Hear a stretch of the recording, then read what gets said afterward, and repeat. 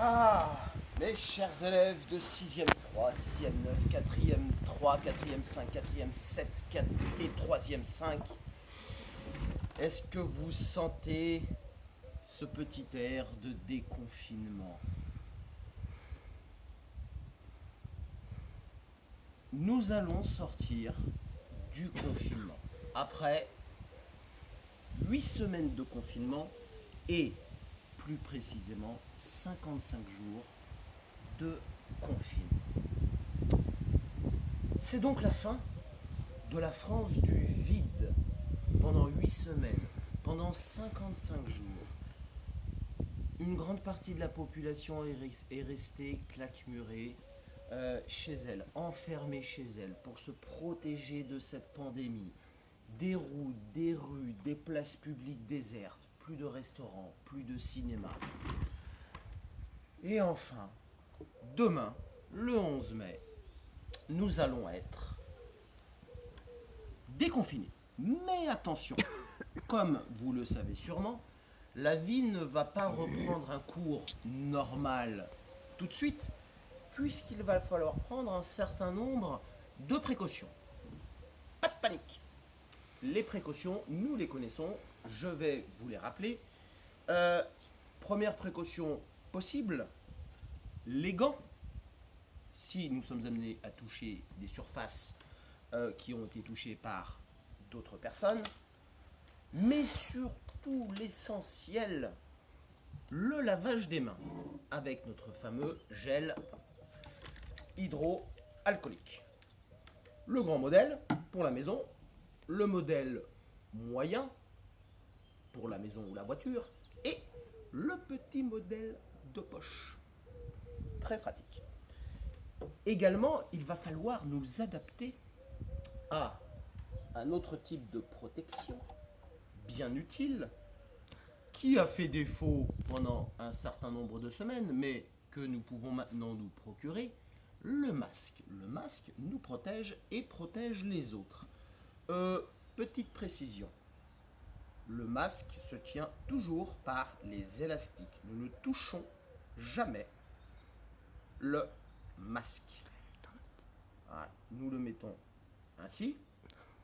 Et il va donc falloir nous habituer à travailler à l'école,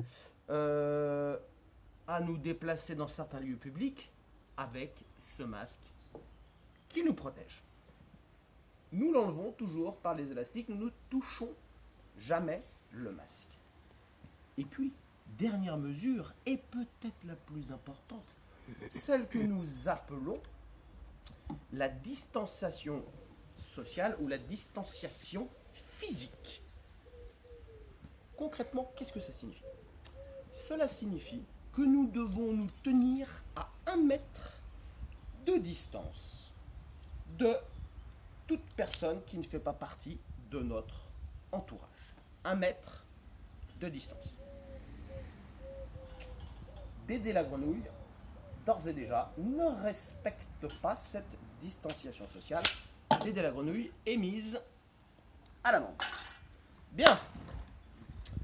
Donc déconfinement après 8 semaines et 55 jours, soit 55 jours de confinement, nous allons essayer de reprendre une vie plus ou moins normale, même si cette vie-là, pendant quelques semaines, pendant quelques mois, ne ressemblera pas à la vie d'avant.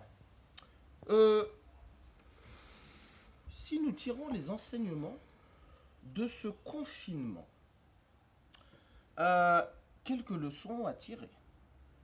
Lors de ce confinement, nous avons appris à travailler de manière différente, que ce soit vous, que ce soit vos parents, en télétravail.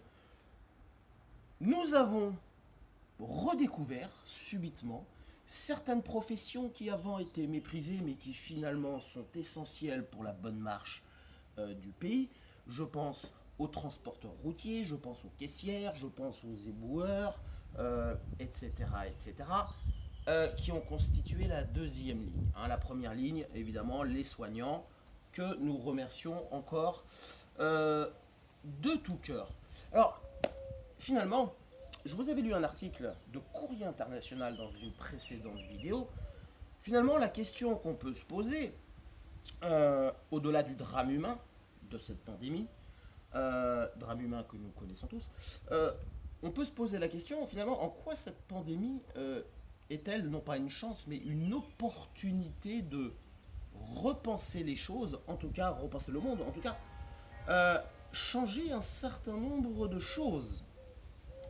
Je m'explique. Peut-être qu'en étant confinés, sommes-nous revenus à des choses plus simples, à des choses plus essentielles. Peut-être que nous nous sommes rendus compte que dans notre monde, notre société, des choses ne fonctionnaient pas bien. Peut-être faudra-t-il apporter des améliorations. Nous avons appris également une nouvelle manière de travailler. Lors de ce confinement également, que j'appelle la France du vide, puisque les rues, les routes, etc. étaient désertes, nous nous sommes aperçus de deux choses. La nature a repris ses droits, beaucoup moins de pollution, et puis des animaux que nous n'avions pas l'habitude de voir se sont approchés des villes. Je vous donne un exemple. J'habite Pélussin. J'ai vu pour la première fois dans une rue une biche en promenant mon chien. Également, j'ai vu toute une, comment dirais-je, une horde de hérissons. Et j'ai même croisé sur une rue une vipère. Le monde animal, en quelque sorte, a repris ses droits, beaucoup moins de pollution.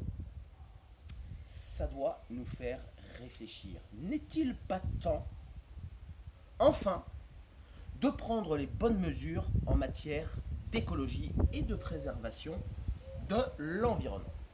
Bref, nous passons au déconfinement. Nous allons respirer un peu, mais attention, je le répète, tous ces instruments qu'on espère provisoires pour éviter ce qu'on appelle une deuxième vague. Et je vous pose une question. Comment vous imaginez le monde d'après? Le monde d'après, une expression que nous avons largement entendue dans les médias. Le monde d'après, c'est-à-dire le monde d'après le confinement. Comment vous l'imaginez? Est-ce qu'au fil des mois, ça va être un retour à la normale, une vie identique, ou bien est-ce que certains changements vont avoir lieu? Quels changements vous souhaitez? Quel monde imaginez-vous, vous, futurs citoyens? Bien, je vous laisse pour cette première vidéo de déconfinement. Et surtout, n'oubliez pas tous les gestes ou tous les dispositifs qui permettront une distanciation sociale et qui permettront donc de stopper cette pandémie. Je rappelle que le geste le plus important, c'est la distanciation physique. Vous voyez, 1 mètre de distance, voire certains spécialistes, 1 mètre 50. Sur ce, mes chers élèves, je vous laisse. Je vais prendre un petit peu le soleil, je vais respirer et je vous souhaite un bon déconfinement, mais avec toutes les précautions